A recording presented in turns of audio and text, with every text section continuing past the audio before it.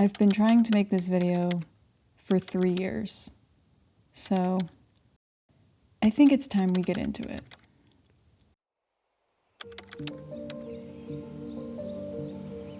No matter where I was in life or what I was doing, I've always felt like I should be doing more, accomplishing more things, being more social, filling my days with more activities. Even though it seems like this pressure may not come until you're a teenager or adult, when you have more responsibilities, I started to feel it when I was just a kid, specifically during summer vacations.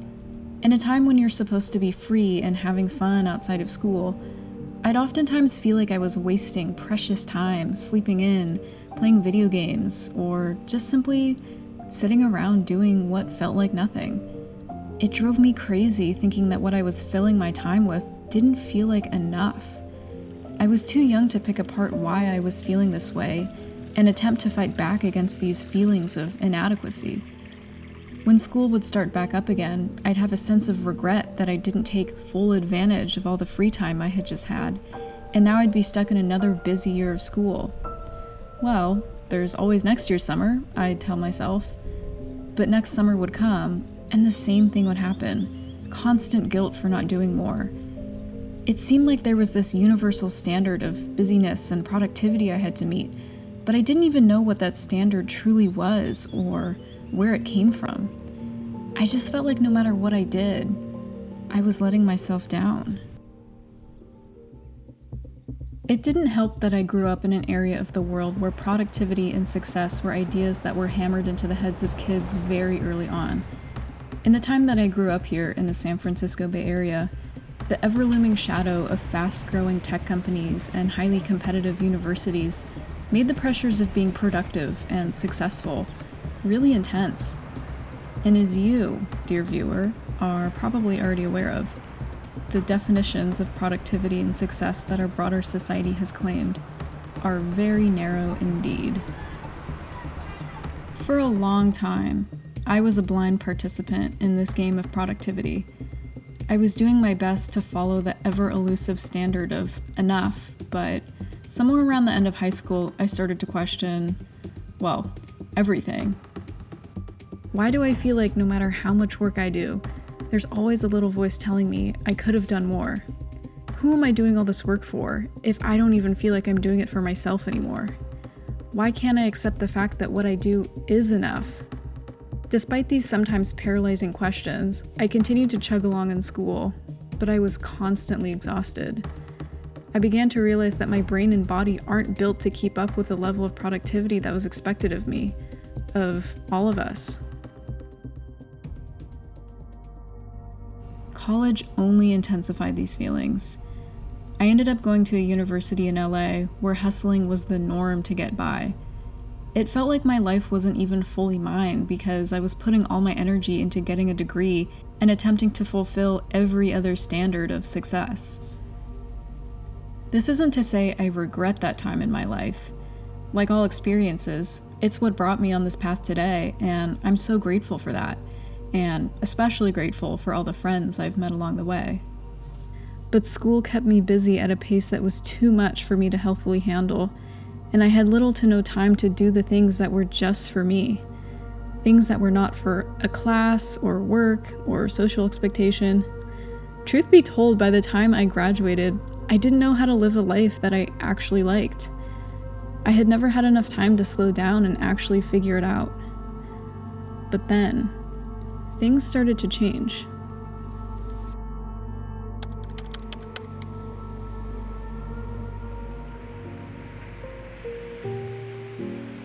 I was still living in LA when I graduated college in June of 2020. The world was at a standstill at a time when I thought I would be taking off running on a new adventure. And even though we were in a lockdown, the pressure to be productive reigned rampant, probably more than ever before. The media made us feel like this was the opportune time to start 10 different side hustles, to build a tiny house, to write a whole novel. The world was in absolute shambles, and we were supposed to be more creative and motivated than ever before. I think most of us dropped this pressure to be productive during lockdown pretty quick, taking a step back to reevaluate not only how toxic society's definition of productivity could be, but how most of the structures in society were no longer working. But nonetheless, the pressure to meet society's standards of productivity continued to hover, and instead of caving to this pressure, I took a step back. The world stopped, and so did I. It was more decision paralysis than anything else actually intentional at the time, but it ended up being one of the best things I could have done for myself. I started to get kind of tired of the question everyone would always ask when we would catch up, well-meaning as it was. So, what have you been up to? And sometimes I'd answer truthfully, I've just been thinking. I think this was confusing to some people, and they'd press on and say, no, but really, what have you been doing? Which is usually code for, so how are you making money? At the time, I was taking jobs just to survive, which in LA can be an exceptional challenge, but I was making it work. This also isn't to say I gave up on all of my other life responsibilities while slowing down and occasionally disassociating. I paid my rent, maintained a social life, traveled a tiny bit within the US after lockdown was over. I learned new things. Life wasn't completely stagnant. I was just refraining from making any big life decisions. I was in the beginning stages of my I don't dream of labor mindset, along with so many others. I was also realizing that the career I had envisioned for myself didn't fit into my personal values. It wasn't the right fit for me, and it took a lot of internal strength to realize I needed to pivot. I just didn't know what to pivot to. At the time, it was hard to articulate this change within me because I was still figuring it out for myself. Hence why I would describe my main activity during lockdown as just thinking. It was in that time that I started to compile a lot of thoughts I had about productivity and success, and how the definitions I had for them were veering away from what I had been told my whole life. Many of us are made to believe that productivity means being busy, and then having a final product to show at the end of it all. It seems to be a result-based mindset, which takes away from the value of the process itself.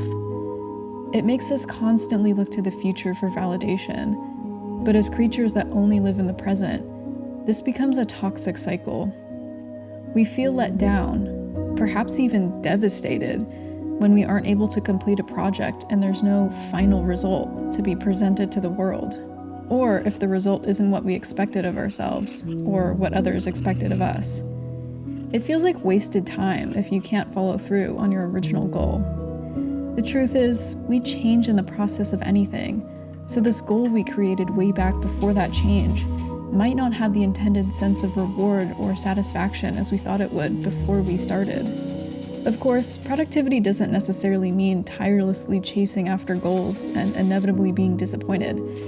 This is just something that may happen when caught in toxic expectations of the word. As a personal example, I recently learned how to crochet, and I've spent many hours making little projects here and there. I've set goals to complete projects, and I've felt the reward of immense satisfaction in the final products. But while it's so awesome to see the final result of something you created in your own hands, it's just as much about the enjoyment of the process of creation and learning along the way.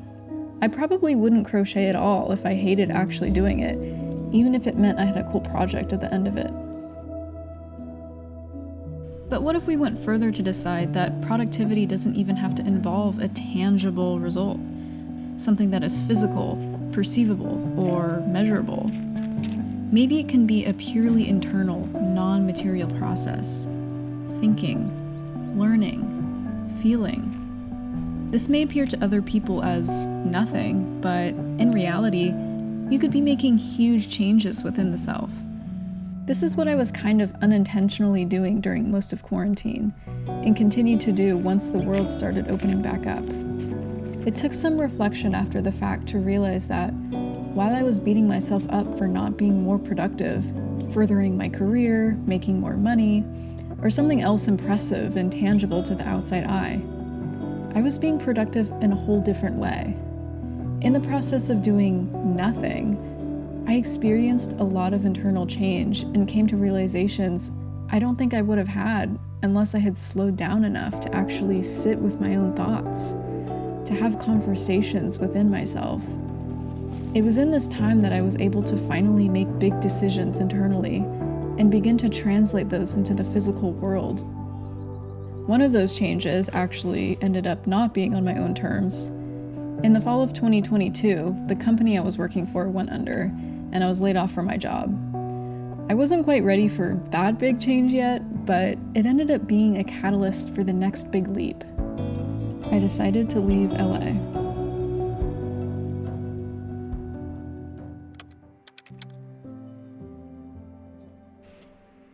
There are many reasons why I left LA, and it was something I'd been considering for a while. Before I even moved to LA for college, I figured that I would move away right after graduation. The fact is, I really learned to love LA, despite it being a complicated relationship at times. After graduation, I felt like I still had unfinished business with this city, more life to live here, so I stuck around a little longer. Even though I knew deep down I wouldn't live here forever, I realized that there was never going to be a right time to move away. But this felt like the rightest time that there would ever be. Living alone is tough in this city, and it was starting to wear me down. The money aspect of it also was a huge factor. I didn't have another job lined up after the layoff, and I didn't want to immediately hop into another 9-to-5. I wanted to move to a new city, but the suddenness of the situation didn't give me much time to figure out where. Given all this, the natural solution was to move back to my parents' house in the Bay Area while I figured things out. Even though I was resolute in this decision, it didn't make it any easier. I had been living in LA for over 6 years.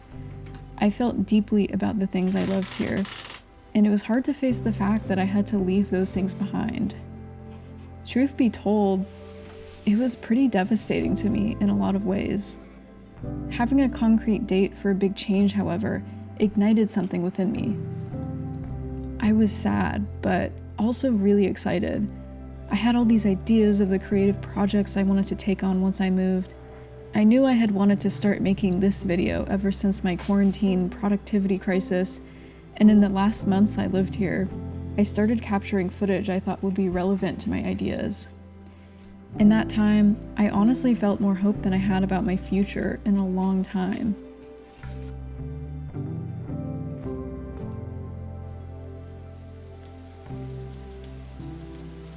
It rained on my last night in LA, closing out the end of January 2023, and this chapter of my life.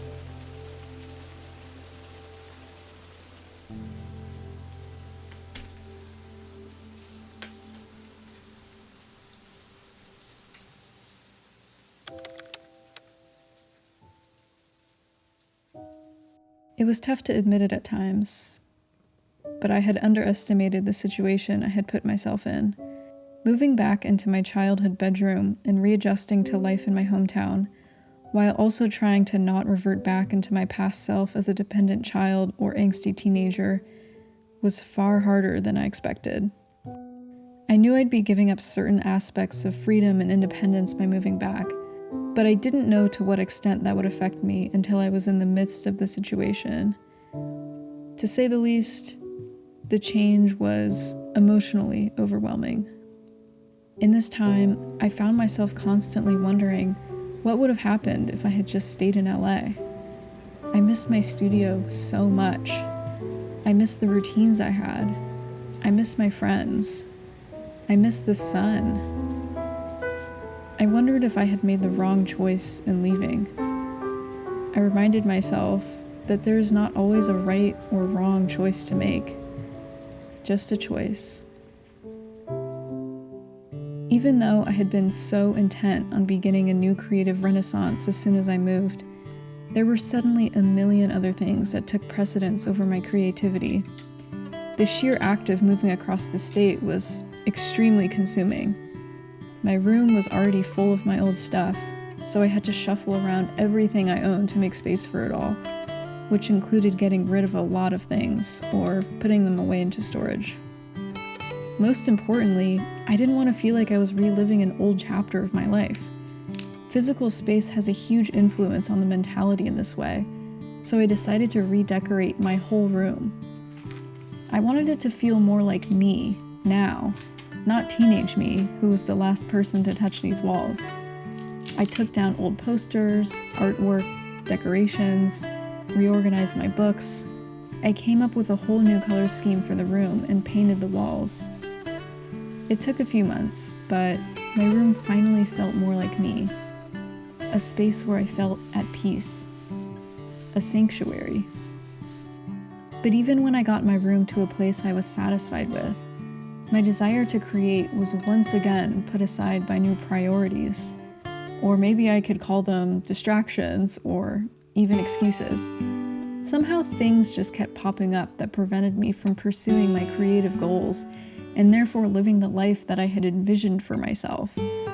Despite everything, I couldn't help but feeling like I was inevitably reverting back into a less developed version of myself. It wasn't all doom and gloom though. Since moving back home, I've had the pleasure of reconnecting with old friends I grew up with, some of which who also moved out of the area after high school and have since returned.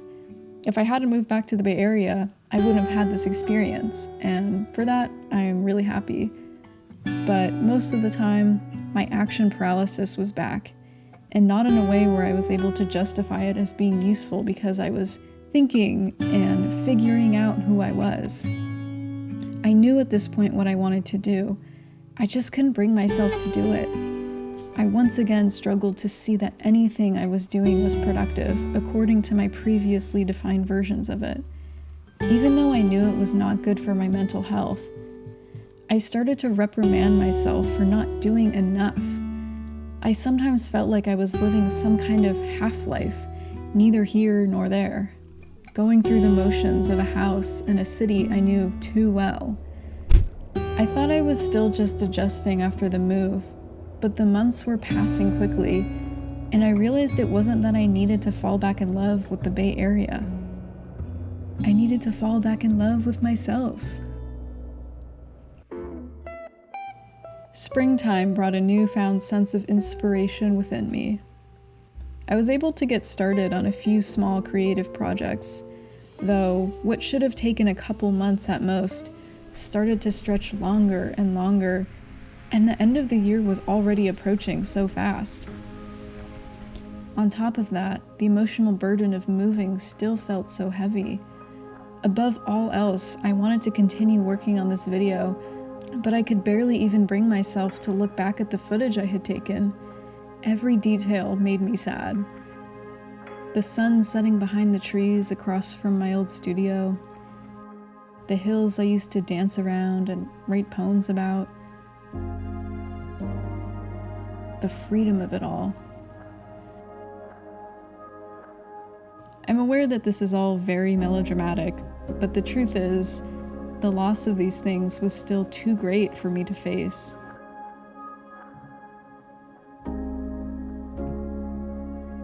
It was then that I realized the most productive thing for me to do was not to force myself to create art if the emotional burden of creation was going to make me feel even worse. I needed more time to piece myself back together. I needed to find peace within myself that no matter what I was doing, no matter how much or how little, physical or internal, that it was enough. That my value in this world isn't defined by my career, how much money I have, how I'm perceived online. I just want to be happy and satisfied with what I have and not constantly be stressed about not meeting the toxic standards of society. While I do still have goals I want to work towards, I want to be able to work on them out of desire, fun, and exploration of the process, rather than guilt, a sense of duty to other people's expectations, and a harsh commitment to a final result. It's been very difficult to rewire my brain in this way, especially when there are people around that don't share this view. It's been an ongoing process, and I'm still nowhere near feeling completely free of the binds of societal expectations, but I'm just doing my best. In a swoop of good luck on my journey to reconnect with myself, I was able to move into the back unit of my parents' house last fall. It's a freestanding studio that both my older siblings had previously occupied. This was a huge game changer for me. It has been immensely helpful for me to have a space I can inhabit more independently, so I could regain a clearer sense of self and feel more at peace. I'm definitely the kind of person that needs complete solitude to recharge, and in many ways, it's the only time where I fully feel like myself. As soon as I knew I could move out here, it immediately felt like things were going to get better, and I could get back to my creative pursuits at long last. It had been 9 months since I moved back home, and I was feeling increasingly bummed out about putting my most personal and important goals on the back burner amidst everything else going on in my life. But once again, more things on my to-do list began to magically spawn, and I had to put my creative project list aside.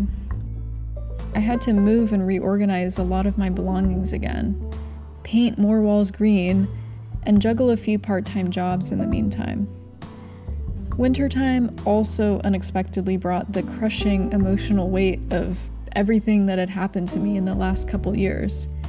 Maybe it was all the celestial shit going down, or that I was reaching a turning point in my own story, but so many chapters in my life felt like they were ending, and it ultimately turned into one of the toughest seasons I've had to go through. So for the past few months, I've been taking things slow.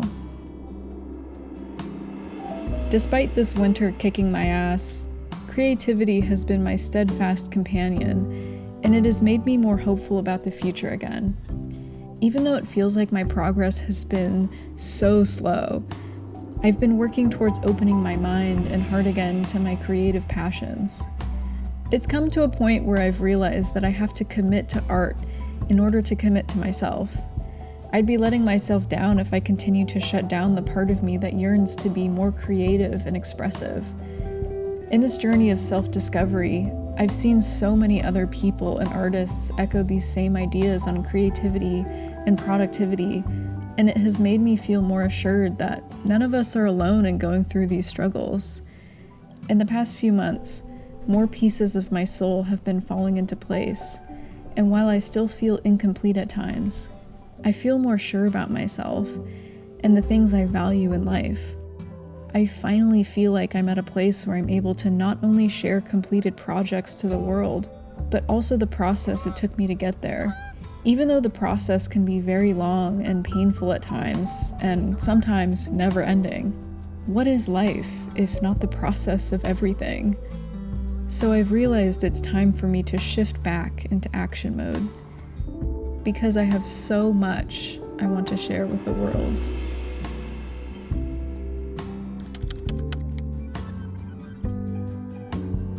It's so interesting to me how much the meaning of productivity has changed to me over time, even during the time between when I started formulating the ideas for this video a few years ago and now as I write this. What was initially going to be a pretty baseline anti-hustle culture video turned into a lot more of a grisly beast than I could have expected. I started to feel like my ideas of what productivity really is were colliding and contradicting with each other, and it felt too confusing to even begin to articulate at times. But that's where I ended up coming to the revelation I was looking for. Like so many things in life, and arguably everything we as humans know to exist in this universe, meaning is subjective. Not only that, it's constantly in flux from both a universal and personal standpoint. At this point in the video, it would seem like a bit of a letdown and pessimistic conclusion to say that since meaning is subjective, meaning can't be truly defined and therefore does not exist. On the flip side, I think it means that every meaning exists. So far in my life, I've been able to experience the meaning of productivity as so many different things. It means being busy. It means doing nothing. It means creating something perceivable to the world. It means fostering something purely spiritual. Productivity doesn't even have to be goal-based at all. Again, it can just be the process. You don't have to measure your level of productivity as progress or moving forward. Progress, like productivity, is another trap of subjective meaning that eludes a concrete definition and could lead you down another rabbit hole of misleading, sometimes hurtful expectations. Simply doing what's right for you in any given moment, whatever that means to you, is good enough. To simply be alive and breathe is enough. So while I struggle to give a finite answer to a question I've been asking myself for years, what does it mean to be productive? I've found that the answer is actually infinite. Its meaning changes person to person, even changes within a single person over the course of their life. Everyone has different experiences and life circumstances that change their capacity to work, to be creative, to live. With this in mind, don't force yourself to meet the expectations of others, and neither should you enforce your own ideas of productivity onto someone else. Everyone has different ideas of what productivity means, and your meaning, dear viewer, is entirely up to you.